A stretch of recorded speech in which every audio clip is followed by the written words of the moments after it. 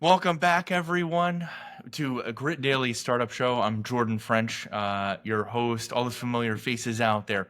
Wonderful to have you back. I have super awesome, exciting guests. I like some of the sort of nooks and crannies I think we'll be able to explore. Jesse Frimpone is with us. Jesse, welcome to the show. Thank you very much. I appreciate it. It's good to be here. I've seen the podcast. I've done my research, and you guys talk about some very interesting subjects. So hopefully, I can contribute to that. Yeah, I think you're right about that. People can almost come in a sense as a fresh breath of fresh air. Yeah, There's such a variety on here, and I think we go exactly. deep. Ask some things that that people don't usually get. So I'll like literally dive right in because you told me before the show no one ever asked you about your own backstory and your last name, Yeah. Frimpong, which I'll first say for the soccer fans out there, there's a trio, like a dynasty with the name Frimpong. But for Yeah. those who are less initiated on that and they're like, maybe it sounds familiar, what, Yeah. where is that name from, Jesse? Yeah, so that name is actually Ghanaian, and so that's where my grandparents are from and the generations before. And so my granddad still lives in Ghana, not full time, but he has a village. He's actually the king of the village in Ghana. The language, our local language, is Twi, which my dad speaks fluently, but unfortunately he didn't teach us. So I don't speak the language, and I've never been there, but I definitely plan on going this year because my local church is doing a missionary, and they're planning on building a school. And so I told them I was going to contribute and build our own school under the Frimpong name in Ghana. And so at some point towards the end of this year, I do plan on going to Ghana to look at the land that we are purchasing, as well as meet the local officials, because everything in Ghana is very local and you got to have permission from a lot of different people in order to do things. But a lot of these kids out there have never had running water or seen a textbook. And so that's definitely something I'm passionate about and going out there and retouching with my roots. You know, this is where we're from. And so I want to be able to, I feel like I've missed out on that. And so I want to be able to go back there and see what life was really like for my past generations. Yeah, certainly sounds like there's some business to do. We're Yeah, super local. I find that's really everywhere. That's kind of like a universal tenet. You almost could add it to reciprocity and proximity is like influential principles. But super excited for you. I think that's something we definitely want to follow up on. And you mentioned schools and education's been a big part of kind of your own journey and also what you do, which brings us to Prestige Knowledge, your company. Just again, for those uninitiated or less initiated on that, Jesse, can you unpack that for us? yeah. So Prestige Knowledge is an educational business and educational company. We specialize in anything to do with e-commerce. You know, we spoke about it briefly before. There's a lot of information out there. There's a lot that you can do to make money, but we specialize 100% and solely on making money online through selling products.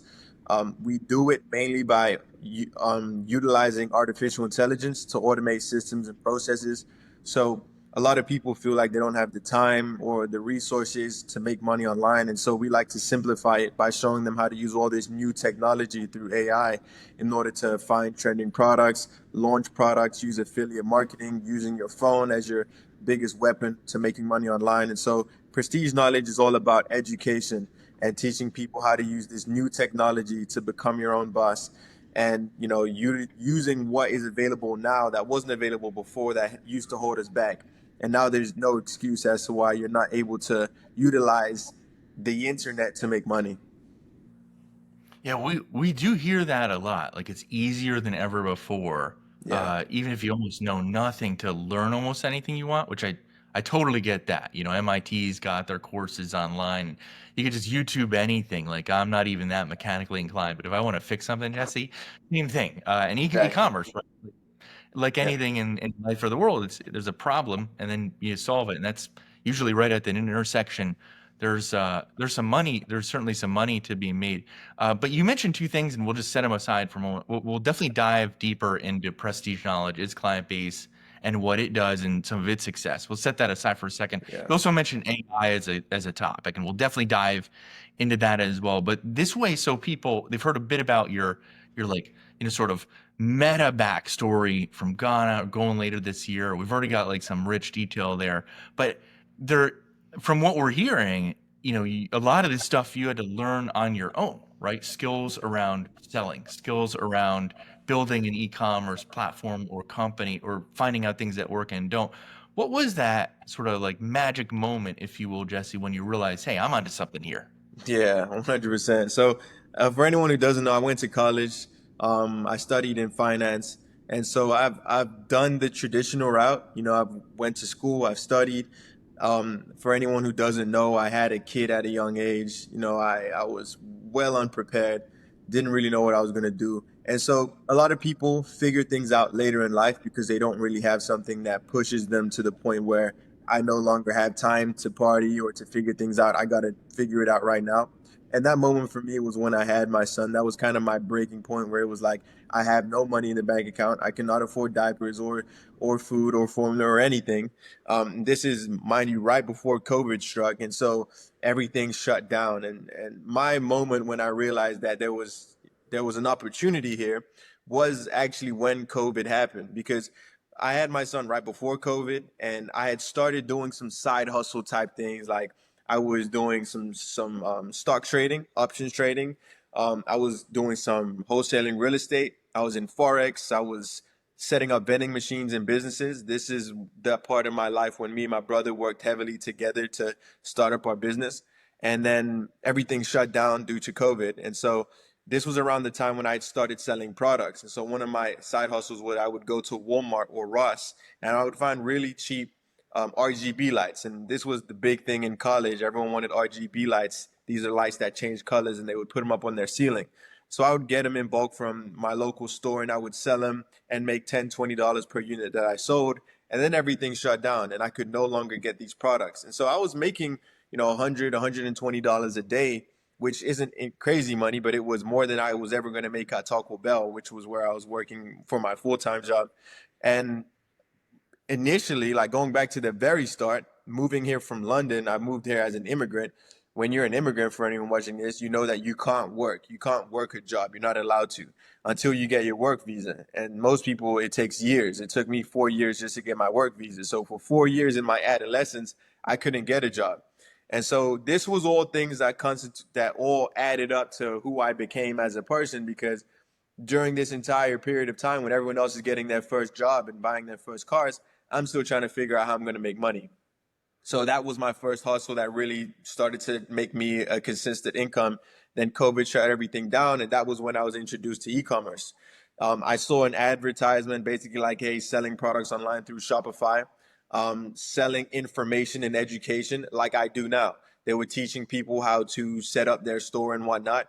And I decided that instead of going the mentorship route, which I did eventually do once I started to make some money, I used the YouTube route and just kind of looked everything up and learned as I went.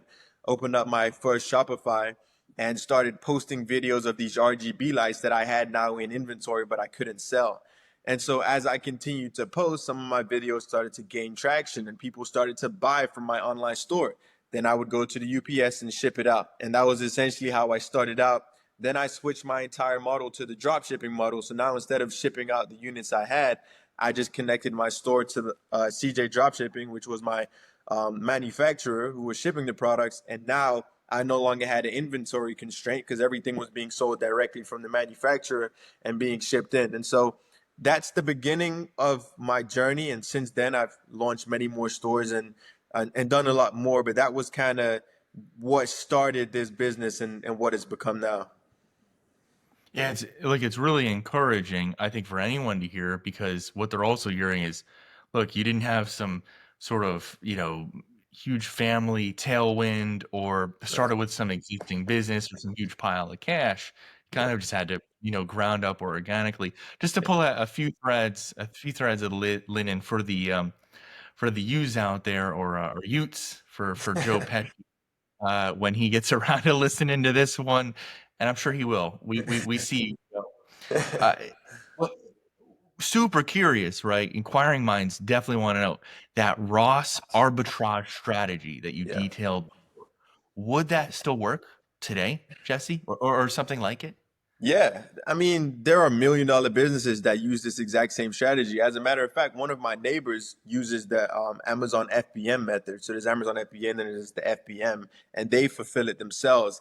And if you go to their garage right now, it's just stacks and stacks of Nike shoes. And so they go to the local Nike outlet. And I live in Orlando. There's a Nike outlet where they sell shoes at discounted price. So when the Mm, store opens at 6 a.m., they've been waiting outside of the store since 5 because there is a line of other resellers that are also waiting outside.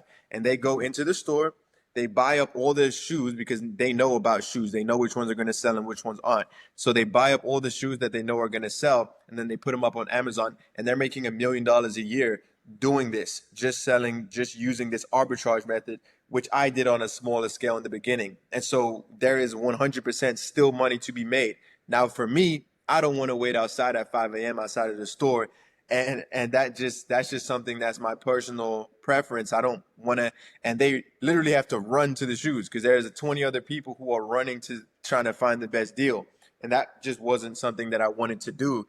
Had I found that before and I knew I could make $1 million, of course, I'm going to wake up at 5 a.m. and do what I have to do because I need to do that. But I just found that this way of selling is more consistent and it's less time constraining. And so what they have done is instead of them now that they're at this scale going and lining up at 5 a.m., they've hired someone who goes in at 5 a.m. and does all the shopping for them. And then they just have to worry about that back end work. So yes, the arbitrage model that I used back then will still work. It's a lot more competitive because back then you would be the only one in the line waiting. And now you have 20 other people who are all trying to do the same thing. So it's a lot more competitive, but there's still a lot of opportunity in the FBA or FBM method. Even if you're not using Amazon, even just the arbitrage method through Shopify can still work. yeah, it's really, again, really cool to hear. I think I wouldn't be surprised if we see people, pick up where you left off and join that fray. To dive in a little bit more detail, you mentioned Nike stores before. You'd use Ross.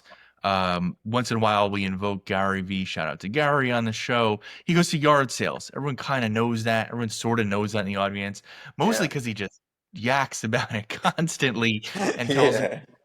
fine, not talk to him and get to the yard sale. But of those sort of like options, like really in the detail here, like if you had to choose, which direction would you go in for that sort of Hmm. physical arbitrage approach? Super curious here, and everyone would Yeah. want to know. Yeah, no, honestly, I would go right back to the Ross arbitrage method. And the reason why I say that is because I go into Ross. Like I shop at Ross regularly because they honestly have the best deals when it comes to like clothes that I like to wear. And I'll go Mhm. into the aisles where they'll have like the technology aisle and even in the shoe aisle. And they'll have shoes that I'll look at and I'll be like, I could resell this. Like this is a $20 shoe that I see is being sold right now for 60. I could buy this shoe, and if I was in this selling model, I could go and resell it. And this is me going into the store after everyone's already come in and taken the really good deals because that's what they do in the morning. And so there is I would say that there is a plenty of opportunity when it comes to the arbitrage method. And when you're doing the arbitrage method, even through Ross, there's the app, which is Amazon has an app, the Amazon FBA or Amazon FBM app, which you can go in and you can scan products. And so it's called Amazon Scout. And so Amazon Scout would allow you to go into a Shopify, I mean a Ross, and scan a product, and it'll tell you how much this product is being sold for. And then it'll scan the price that it's being sold at and tell you how much profit you're going to make. And so you can go in on Amazon Scout, go into your local Ross, and just scan items and see how much money you can make. And you'll see that even on one trip going to Ross, you can make 20, $30, sometimes 50, $60 if you can find good products. So I would say that's probably the method that I would go with. If I was gonna, restart and or go back to when I was doing that, I would say that's probably the best way. The Gary V model of going to garage sales, I never did. I don't really know too much about it, and so I can't really speak on that too much. But I do know that from just going to one or two garage sales myself, that you could probably find some really good deals. If you go to enough of them, you could probably find some good deals. It's really all about how much time do you have to spend in order to make a certain amount of money, and that'll break down how much you're making per hour. And if it equals anything that's more than your 9 to 5 and you're able to do it in your extra time, that's just more money that you're going to be able to make that you can put into your investments.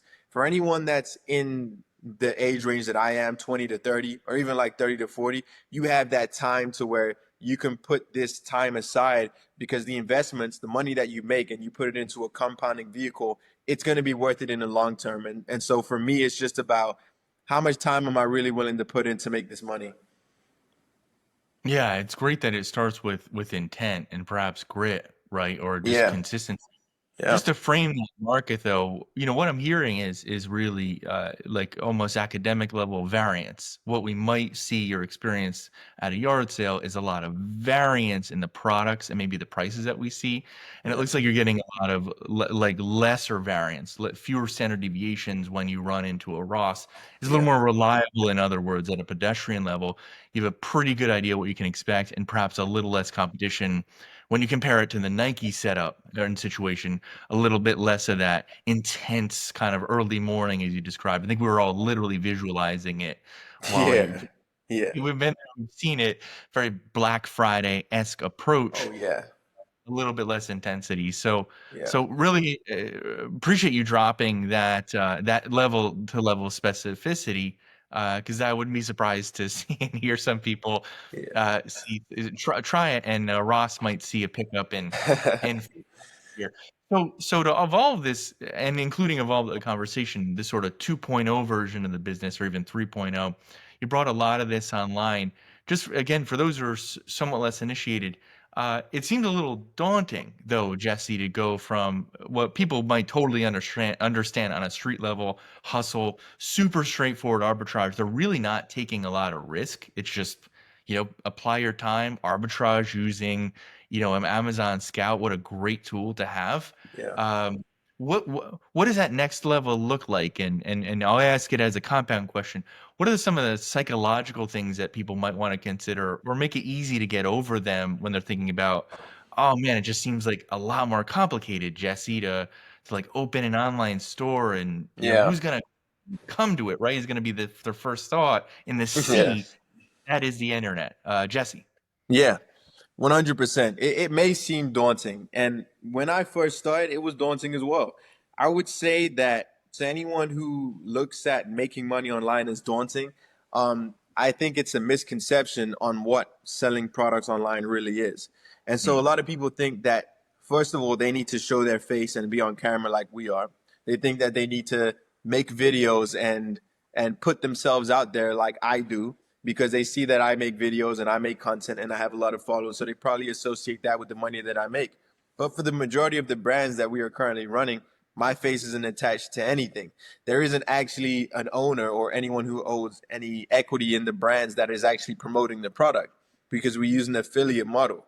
And so this goes back to the artificial intelligence making everything easier. A lot of people think that they need to be hands on 24/7 in order to start an online business.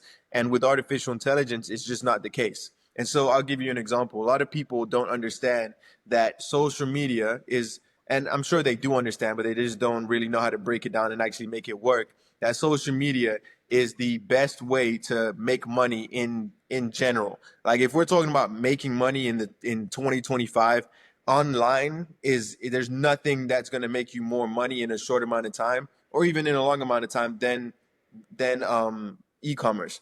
And the reason why I say this is because social media has evolved. And so it used to be that the celebrities got all the views. And in order to get any type of notoriety, you had to be on a TV show or be a celebrity or be in movies or be an athlete. And that's no longer the case because TikTok really changed the way that social media works. Because what TikTok did is they introduced a new algorithm and they literally call it the $1 billion algorithm because every other social media platform now is trying their best to replicate TikTok's algorithm because their algorithm boosts content based on engagement, not based on followers. And so what they do is they show everyone's content, whether you have a million or whether you have one. They show everyone's content to a small focus group. Now, if you have more followers, that focus group is more concentrated on based on people who actually have seen you. And so you are more likely to go viral. But if your content is good, even if you have one follower, you're still being shown to the same amount of people. And if they show engagement, then TikTok boosts it out again. So it goes from 10 to 100 people. If they show engagement, then it goes to 1,000, then 10,000, which is the reason why people can go on TikTok and get 1 million views in one day because of TikTok's algorithm, regardless of how many followers they have. And so what we've done is just we've re-engineered the entire construct of what it means to post online. And so now it's not about we need 100,000 followers or I need 100,000 followers. What we need is a group of people who are willing to post good content on a regular scheduled basis. And we know that based on this re-engineering of the algorithm, that there is a certain percentage of these videos that are going to get a certain amount of views. And we know that based on the product that we are selling, the profit margins, if out of these 10 influencers, 2 of them have a video that gets 100,000 views, we're going to be able to make, let's say, $1,000, let's just say. And so now we've blown that up to a higher scale to where now we have 300 influencers all posting our brands that are promoting and posting content based on it, based on our manager who gives them the content based on what's trending and what's viral and the products that we are trending right now that people are actually buying. And finding influencers for anyone watching this who's doesn't want to use their own face or create their own content is not as hard as you think either, because AI, now there are AI sites that will connect you with influencers who are looking for work, and it doesn't take any money up front because they get a percentage of the sales that they make. And so if they make you $1,000 in sales and they get 20% of the revenue that they make, then they get paid $200. And right now influencers need good products and good brands to promote, because a lot of these brands that are promoting their products aren't making sales. So when you have a good product and you have a good system, these influencers are going to come to you and be asking you to promote your products. And so that's one thing that I think a lot of people think they have to do it all themselves, but majority of the work that we're doing now is really just in training influencers to be better at the content that they're posting, because this organic method of posting that we're using now is really working well because of TikTok's algorithm. Yeah, really appreciate that breakdown as well. There's a couple threads we can pull on. Yeah. Two really key ones. You dove into re-engineering, reverse engineering TikTok's algorithm, at least partially. What uh, what makes the some of the other platforms perhaps weaker, Jesse, from that salesmanship or sort of like virality or reach standpoint? There's other platforms, of course. Yeah. Everyone seems still on Facebook, Instagram, perhaps even LinkedIn is interesting. What element is perhaps missing or augmented on TikTok that Yeah. might not be yours that's key for everyone to know? 100%. So I wouldn't say that any other social media is weaker.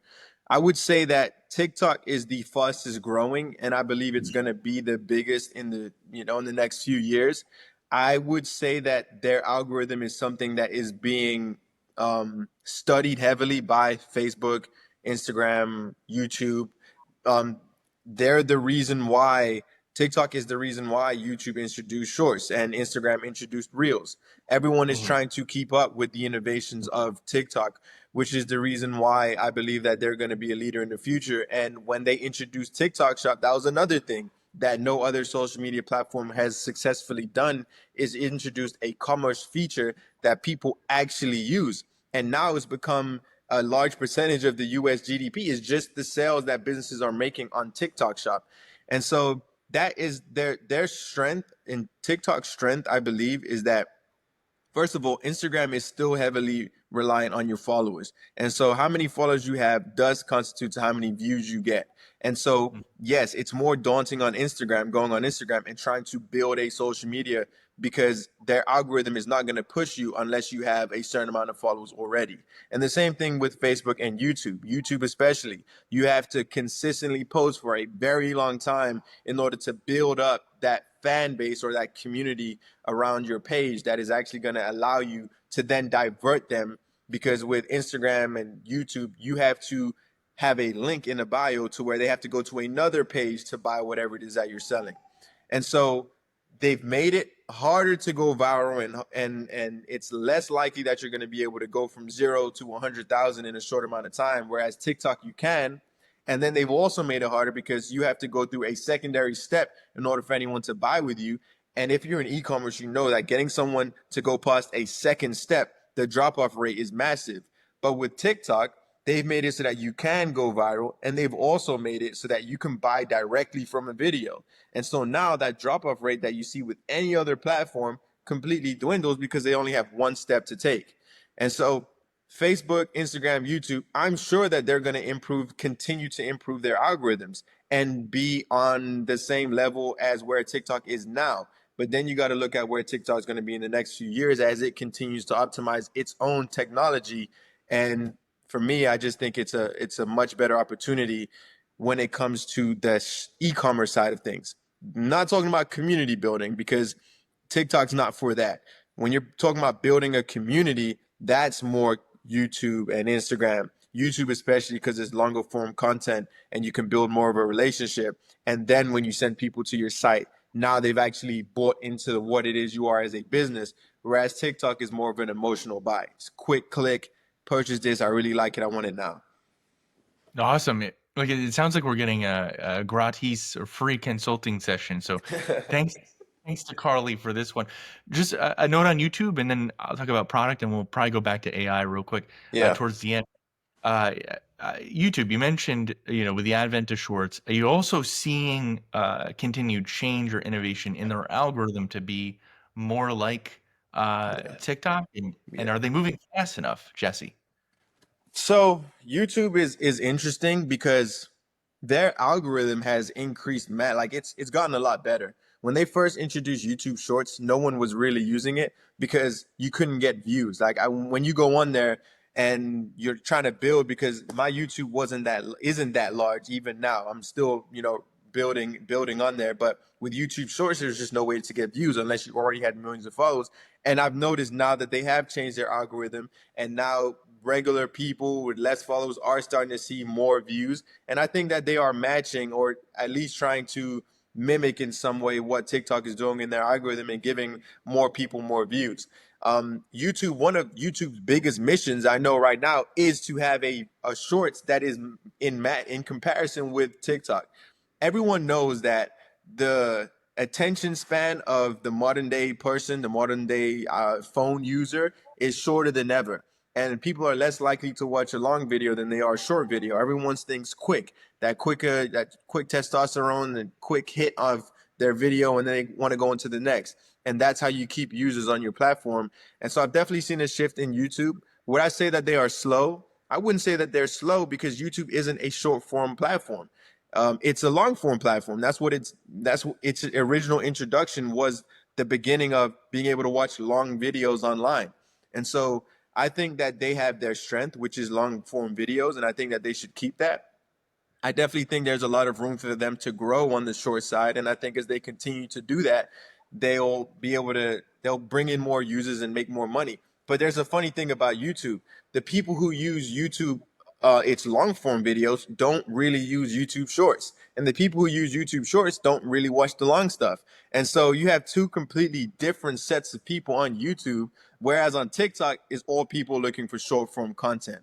And so I don't really know how to dissect that and whether that's a good or a bad thing. But I do know, I read a study on it, that people who watch shorts do not watch long, and people who watch long do not watch shorts. And so when you're going on YouTube and you're creating content, just know that when you're creating your long form content and your short form content, you're reaching two completely different people, and you can't mix them on YouTube. And so just make your long for your long people and your shorts for your shorts.